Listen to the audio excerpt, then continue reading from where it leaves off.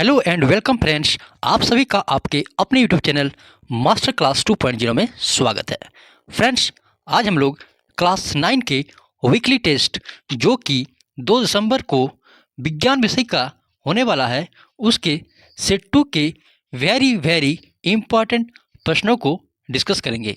Set 1 हम लोगों ने पहले ही देख चुके हैं, तो चलिए हम लोग सेट 2 को बिना देरी किए स्टार्ट करते हैं।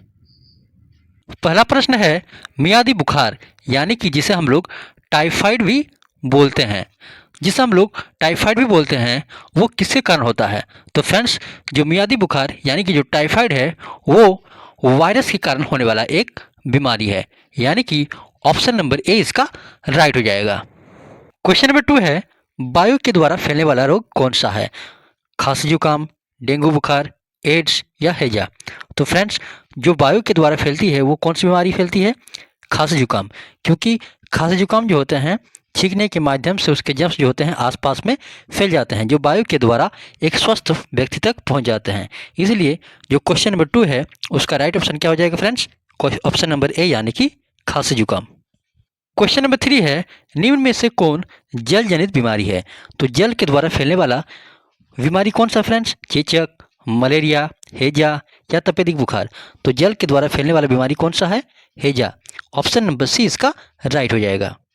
क्वेश्चन नंबर 4 है, किस जानवर से रेबीज वायरस फैलता है? कुत्ता, बिल्ली, मच्छर या इनमें से कोई नहीं? तो फ्रेंड्स, हम लोग जानते हैं कि रेबीज वायरस जो होते हैं कुत्ते के काटने से होता है। ऑप्शन नंबर ए इसका राइट हो जाएगा। क्वेश्चन नंबर 5 है, डेंगू परजीवी का वाहक क्या है? तो फ्रेंड्स, जो डेंगू बीमारी होती है वो मादा एडिस मच्छर के काटने से होते हैं, यानी कि ऑप्शन नंबर ए इसका राइट हो जाएगा। क्वेश्चन नंबर 6 है, संचरणीय रोगों का मुख्य कारण क्या है? यानी कि वैसे बीमारी जो 1% से दूसरे पर्सन तक होते हैं वो ज़्यादातर किसके कारण फैलते हैं? घरेलू मक्खी, चींटी, मच्छर या इनमें से कोई नहीं? तो घरेलू मक्खी के द्वारा संचरणीय रोग फैलते हैं। ऑप्शन नंबर ए इसका राइट हो जाएगा। क्वेश्चन नंबर 7 है, चेचक के टीके की खोज किसने की थी? बहुत ही वीवीआई प्रश्न है फ्रेंड्स, इसे आप लोग याद रखिएगा कि चेचक के टीके की खोज एडवर्ड जेनर ने की थी। ऑप्शन नंबर ए इसका राइट हो जाएगा। क्वेश्चन नंबर 8 है, दीर्घकालिक रोग है तो इनमें से कौन जो है एक दीर्घकालिक रोग है? मलेरिया, जुकाम, हैजा या इनमें से कोई नहीं? तो जो दीर्घकालिक रोग है वो क्या है फ्रेंड्स? मलेरिया, यानी कि ऑप्शन नंबर ए इसका राइट हो जाएगा। मलेरिया एक दीर्घकालिक रोग है। क्वेश्चन नंबर 9 है, संक्रमण रोग है तो संक्रमण इनमें से रोग कौन सा है? दिल की बीमारी जिसे हार्ट डिजीज बोलते हैं, कैंसर, कुष्ठ रोग या हैजा? तो संक्रमण बीमारी कौन सी है फ्रेंड्स? ऑप्शन नंबर डी यानी कि हैजा जो है एक संक्रमणीय बीमारी है। क्वेश्चन नंबर 10 है, पेचिस का रोग कारक जीव है तो पेचिस जो है किसके कारण फैलते हैं? वायरस के कारण, जीवाणु के कारण, कवक के कारण या इनमें से कोई नहीं? तो फ्रेंड्स, जो पेचिस होते हैं इनमें से किसी के द्वारा नहीं, यानी कि वायरस के भी द्वारा नहीं होता है, जीवाणु के द्वारा भी नहीं होता है, कवक के द्वारा भी नहीं होता है, बल्कि ये किसके द्वारा होते हैं? परजीवी के माध्यम से होते हैं। परजीवी के द्वारा फैलने वाला बीमारी है पेचिस। क्वेश्चन नंबर 11 है, विटामिन सी की कमी से कौन सा बीमारी होता है? तो विटामिन सी की कमी से कौन सा बीमारी होता है फ्रेंड्स? स्कर्वी, रतौंधी, विटामिन ए की कमी से होता है, बेरी विटामिन बी की कमी से होता है। क्वेश्चन नंबर 12 है, विटामिन ए का रासायनिक नाम क्या है? तो विटामिन ए का रासायनिक नाम क्या है फ्रेंड्स? रेटिनॉल। विटामिन बी का रासायनिक नाम थायमिन, डी कैल्सीफेरॉल। फ्रेंड्स, अब कुछ फुल फॉर्म्स दिए हुए हैं, इनको भी याद कर लीजिएगा। एड्स का फुल फॉर्म क्या होता है? Acquired immuno deficiency syndrome. HIV का human immuno deficiency virus. BCG का बेसिलस क्लैमिट ग्यूरिन और पीईएम का प्रोटीन एनर्जी मेलन्यूट्रिशन। तो ये कुछ वेरी इंपॉर्टेंट फुल फॉर्म्स है, इसे भी आप लोग याद रखिएगा।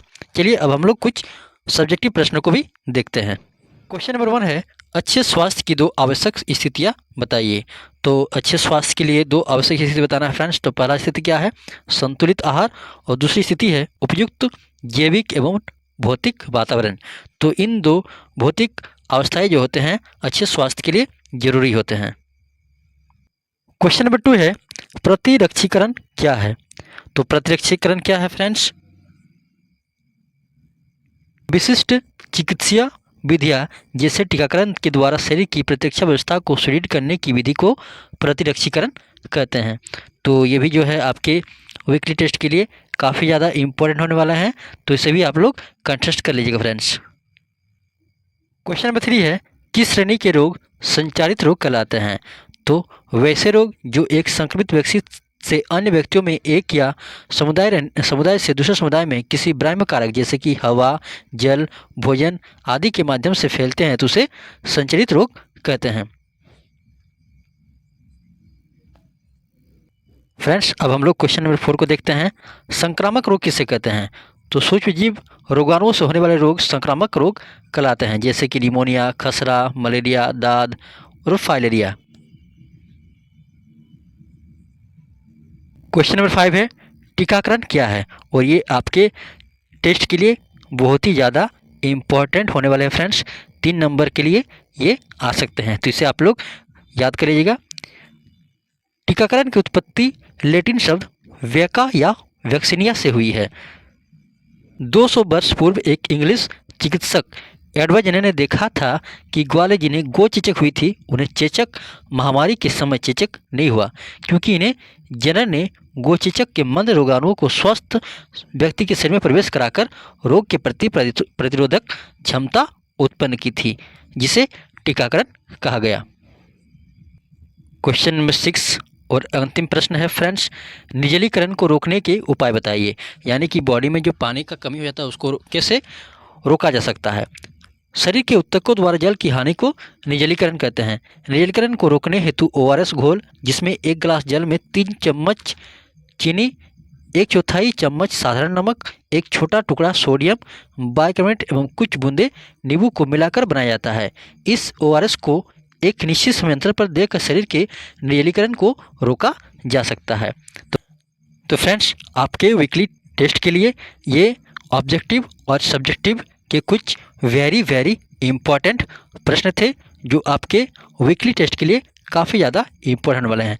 तो फ्रेंड्स, यदि आपको वीडियो अच्छा लगा तो इसे लाइक, शेयर और सब्सक्राइब जरूर कीजिएगा। धन्यवाद।